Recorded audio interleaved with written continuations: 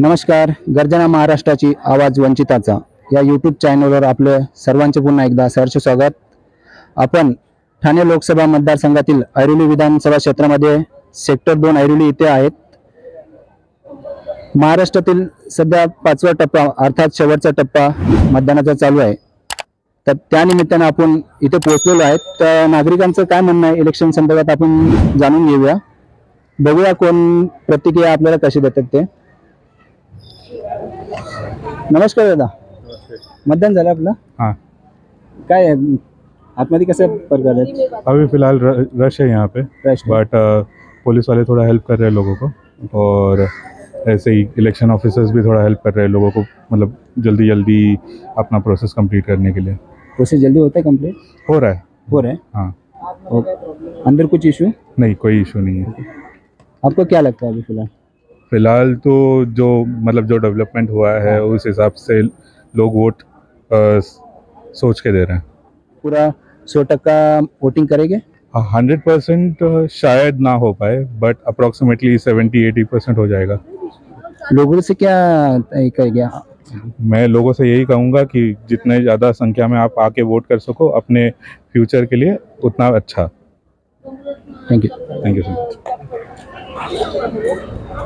तुम्ही बघू शकता आता आपण ऐरोली येथील सेक्टर 2 या परिसरामध्ये ज्ञान प्रसारण शिक्षण संस्था या मतदान केंद्रावर आहेत.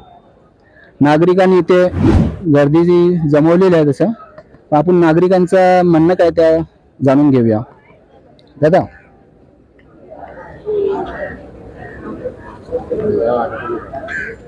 वोटिंग झालं का तुमचं? वोटिंग केलं? हो केलं ना वोटिंग. काय आतमध्ये सिच्युएशन? मी इकडचं नाही, मी राबाळ कोलीवाड्यातला आहे. माझं तिकडं झालं. माझा रूम पण इकडे बाजूलाच आहे. तर आता इकडे बघायला आलो परिस्थिती कशी आहे. पण छान वाटतं आज इलेक्शन वोटिंग करून. तर बाकीचे जे आता सध्या घरामध्ये बसले त्यांच्यासाठी काय आव्हान आहे तुम्हाला? घरामध्ये बसलेल्या व्यक्तींना असं आव्हान आहे की आपलं थोडंसं आवरून निघून आपलं वोटिंग करावा. कारण की आपल्याला देशाला पुढे घेऊन जायचं आहे. तर आपलं सर्वांचं मत एकत्र व्हायला पाहिजे. मग बाहेर येऊन आपल्याला सर्वांना एकत्र काम केलं पाहिजे. येऊन बसून नाही आवडत. धन्यवाद. काय मतदान केलं दिलेलं आहे. आम्हाला खूप आनंद वाटला मत दिल्याबद्दल. आणि दुसरी गोष्ट, आता ज्या पद्धतीने जे निवडून येणार ते आमच्या मनात आहे आणि आमची हीच इच्छा आहे की त्याच यावे. कारण आमच्या देशाचा विकास संपूर्णपणे होत चाललाय आणि अजूनही होणार आहे. आम्हाला खूप विश्वास आहे या गोष्टीचा. ठाणे लोकसभेमध्ये विकास जसा पाहिजे तसा जनतेसाठी झालाय का विकास? बघायला गेलं तर बघा, माझी एज नाही एवढा की मी एवढा बोलू शकतो. पहिली गोष्ट, आम्ही यूथ आहे. आम्ही यूथच्या आयकॉनमध्ये जे बघत आहे की पुढे काहीतरी झालं पाहिजे. भविष्यात कामगार रोजगार वगैरे काय भेटत नाही लोकांना. पूर्ण MIDC पॅक झालेली आहे. आता नवीन काळात काय घडत आहे आम्हाला पण बघायचं की काय होतं. चान्स सगळ्यांना दिलेलं पाहिजे असं नाही आहे की, पण सगळी भूमिका सांगता येत नाही. धन्यवाद. येणाऱ्या खासदाराकडून काय अपेक्षा तुमची? अपेक्षा हीच आहे की मोनोपॉली भरपूर झालेली आहे. आम्हाला मोनोपॉली नाही पाहिजे. सगळ्यांना पण थोडा तरी द्या स्वातंत्र्याचा. तर माणसाला एका कामानिमित्तासाठी त्यांना 20-20 वेळा येऊन जावं लागतं ऑफिसमध्ये आणि काम होत नाही. भरपूर मोनोपॉली झालेली आहे. म्हणून यावेळी जरा ते कुठेतरी आता थांबायला पाहिजे. हा, ते थांबलंच पाहिजे. पण कशा प्रकारे थांबेल आहे? आता बघा, होईल आता. काय नाही तर काय, आमची भूमिका जरा वेगळी आहे. बघू नंतर. चला, धन्यवाद. सुशीला देवी हे शाळा आहे. या शाळेमध्ये वोटिंग चालू आहे. तर काही वोटर जे आहेत ते वोटिंग करून येताना आपल्याला दिसतंय. त्यांच्याशी आपण बोलूया. त्यांचं वोटिंग कशा पद्धतीनं पार पडलं आहे त्या ठिकाणी. काय नाव आपलं? गणेश काळे. झालं वोटिंग केलं का? झालं, केलं. काय आतमध्ये प्रॉब्लेम? काय नाही, एकदम व्यवस्थित आहे. काय अडचण नाही आली? काय नाही, अजिबात नाही. ओके, केलं वोटिंग ना? तुम्ही वोटिंग केलं ताई? केलं. ओके. तुम्ही बघू शकता आपल्या बरोबर काही इकडे काही वोटर्स आहेत. त्यांच्याशी आपण बोलणार आहोत. आत्ताच मला वाटतं वोटिंग करून आले आहेत.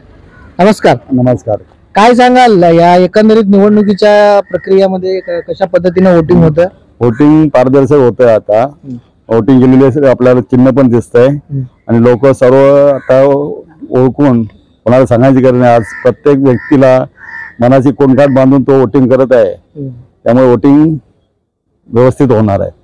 आतमध्ये कुठली प्रॉब्लेम्स किंवा काय अडचणी निर्माण होतात म्हणजे वोटिंग करताना किंवा लिस्टमध्ये, जसं की यांनी सांगितलेलं आहे त्या युवकांनी की त्यांचं वोटिंग मधलं नावच कट करण्यात आलेलं आहे. असे अनेक बूथ कमिटीवरती आम्ही गेलेलो आहोत. ठराविक मिस्टेक आहेत, काही ठिकाणी झालं डबल नाव किंवा चुकून दुसरीकडे काय वासीला गेले, प्रिंटिंग मिस्टेक आहे. काही लोकांनी इथे वोटिंग होते, 2-3 आम्हाला वोटिंग मिळाले, मी पण कार्यकर्ता आहे, आम्हाला वोटिंग मिळाले. ते काही जणांनी वासीला कुठे दुसरीकडे म्हणजे पळापळ करावं लागलेलं लोकांना.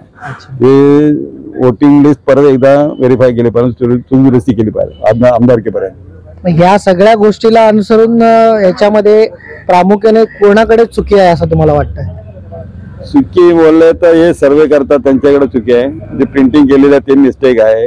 आता आमच्या इथला ऍड्रेस आहे ना वासी सेक्टर 4चा, तो इथून कसा तिकडे जाणार नाही, परंतु 2014 ते 2019 अशा 2 वेळा या युवकांनी त्यांच्या प्रॉपर एरियामध्येच त्यांचं या ठिकाणीच त्यांचं नाव आलं होतं आढळून, परंतु यावेळेला पूर्ण नावच गायब करण्यात आलेलं असा त्यांचा आरोप आहे.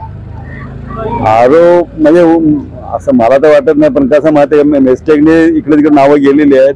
आम्हाला पण कार्यकर्त्यांना शोधून इकडे तिकडे पाठवावं लागलंय. काही लोकांना मी आता ऐरोली गावात एकाला वोटिंग करून आलो, इथली नावं ऐरोली गावात गेली का, वासीला गेली का, घनसोलीला गेले, म्हणजे जे काय मिस्टेक झालेले आहे ते लक्षात येत नाही लवकर. त्यामुळे ते शोध आहे. आम्ही आमचं एकमेकांना अटॅचमेंट असल्यामुळे आम्ही एकमेकांना सांगतो बाबा हे नंबर तुमच्याकडे आहे का, तिकडे बघा, तर त्यांना तिकडे पाठवतो. असं 2019 आणि या 2024 मध्ये, या दोन्ही 2019 मध्ये ज्या पद्धतीनं वोटिंग झाल्या होत्या, 2024 ला कशा पद्धतीनं वोटिंग होताना तुम्हाला दिसते? टक्केवारीच्या विषयी तुम्हाला विचार नक्कीच वाढलेली आहे. टक्केवारी नक्की वाढली. बाईट घेऊ शकतो आपण पत्रकार म्हणून, 100 मीटरच्या आतमध्ये पण आपण घेऊ शकतो. तिथं आम्ही कुठलं हे नाही करत आहे. तुम्ही कोण तुमचे असतील त्यांना आपण बोलू शकतो. 100 मीटरच्या आतमध्ये आम्ही घेऊ शकतो, काय आतमध्ये पण जाऊ शकतो. तर हे बघा, काही गोष्टी असतात जे प्रशासनाच्या जे काम करणारे जे यंत्रणामधले जे कर्मचारी आहेत त्यांना सुद्धा काही गोष्टी माहिती नसतात, त्यामुळे ते 100 मीटरच्या आतमध्ये मीडिया घेऊ शकत नाही असं त्यांचं म्हणणं आहे. बघितलं तर कार्यकर्ता म्हणून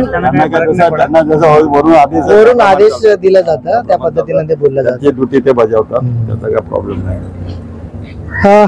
आपण बघितलं एकंदरीत हे कार्यकर्ते देखील आहेत या ठिकाणी. गेल्या 2019 पेक्षाही या वर्षी टक्केवारी जे चांगल्या प्रकारे वाढलेले आहे. उत्स्फूर्तपणे लोक वोटिंगला येत आहेत, उत्स्फूर्तपणे वोटिंग करतायत, कोणाला सांगायची गरज नाही. आणि मीडिया एवढा फास्ट झालेला आहे त्यामुळे प्रचार हा एवढा पसमी पडत नाही. ज्या लोकांनी ते कोणकाट बांधूनच येतात सुज्ञ झालेले आहेत, मीडिया एकदम वास झालेला आहे. त्यामुळे काय माहिती प्रचाराचा किंवा आपण बोलतो की मोठं मॉबिंग हे काय होत नाही. तो आपापला विचार पक्का करूनच वोटिंग करतोय. मी सांगितलं म्हणून वोटिंग करणार नाही आता पब्लिक. एक कार्यकर्ते म्हणून या वेळेच्या निवडणुकीमध्ये पैसे देऊन वगैरे या सगळ्या गोष्टी घडलेल्या आहेत का? काय असं तर अजून मला काय अनुभव नाही, अजून कुठे मी बघितलं नाही आणि असं काही इथे चालत नाही. पैसे घेतले तरी पण त्यांना ज्याच्या ते देणार आहेत. आता पब्लिक आपल्यापेक्षा हुशार झालेला आहे. या अनुभवामुळे ना, जे आता अनुभव आले आहेत, महागाई हे सर्व बघितल्यानंतर पब्लिक आपल्यापेक्षा जास्त हुशार झालेलं आहे. त्यांना माहिती आहे कोणाला वोटिंग करायचं आहे.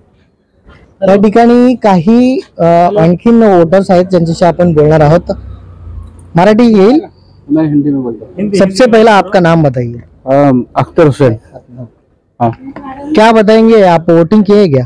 हाँ वोटिंग किए और ज्यादा से ज्यादा लोगों को अपील भी था, ये बात तो पहले होनी चाहिए थे, ज्यादा से ज्यादा लोग वोट करें और देश के हित में ये अच्छा काम है. अच्छा काम है. आपको लगता है इस टाइम ज्यादा से ज्यादा वोटिंग हुआ है? हाँ, इस समय तो वोटिंग में लगभग 62% लगभग होने को आया है. अब तक हुआ है? हाँ, हो गया है. भारत देश में अलग अलग पार्टी एक दूसरे के ऊपर जो भी बातें कर रही है, कहीं ना कहीं पे उसमें मुस्लिम समाज के हित में मैं हूँ, हमारे पार्टी मुस्लिम समाज के हित में है.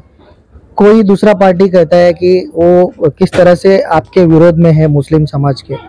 ये सब जो भी चीजें हैं, आप इसको आप किस तरह से देखते हैं?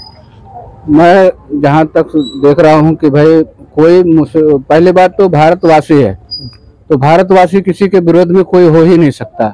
न यहाँ जात की बात है, न धर्म की बात है.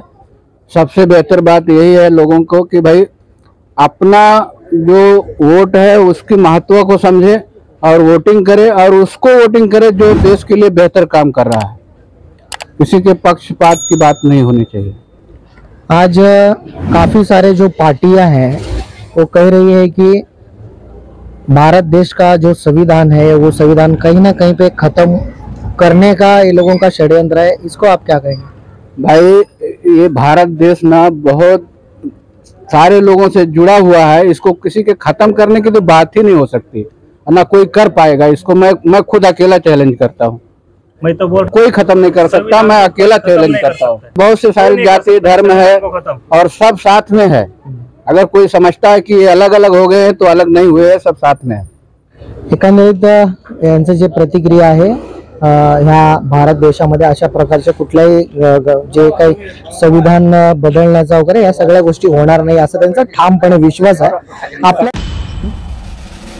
असेच नवनवीन बातम्यांसाठी आपला हक्काचा सोशल मीडिया ज्याचं नाव आहे गर्जना महाराष्ट्राची आवाज वंचितांचा हा YouTube चॅनलला सबस्क्राईब, लाईक, शेअर आणि कमेंट करायला अजिबात विसरू नका।